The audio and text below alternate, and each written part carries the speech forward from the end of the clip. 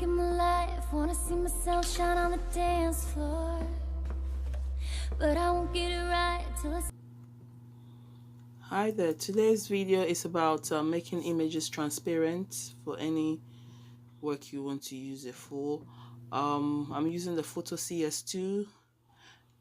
You first go into File and choose your image. As you can see, I have the Nap Naturals image here. You double click on the background on the right hand side. This comes up and you maybe want to name your project, after which you click on OK. After you've clicked on OK, you want to look for the tool that you're going to use on the toolbar, which is the Magic Wand tool. As you can see, I've clicked on the Magic Wand tool, and the Magic Wand, all you have to do is just click around the image you want to make transparent, the background of the image, not the image itself. You click and you tap on your delete key button, and you repeat the process as you go along.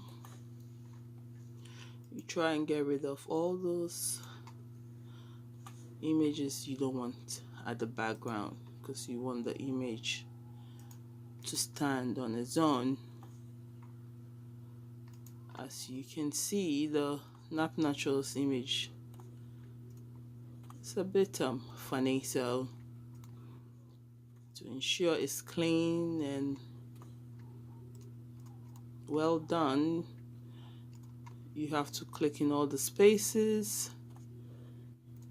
As you can see, I'm going through the name Nap Naturals. I'm going through the letters in between, getting rid of all those dark backgrounds so the Nap Naturals stand on its own. The strands of hair on the logo, I'm clicking on them and click on them and click on your delete key button. It's not perfect, but it's a tutorial. You go to File when you're happy with everything, the way it looks, and you click on Save for Web. Save for Web. After you've done that, you move up to the right hand side and click on Save. Save. And save again. Thank you for watching. I hope this helped. When I look at my life, wanna see myself shine on the dance floor, but I won't get it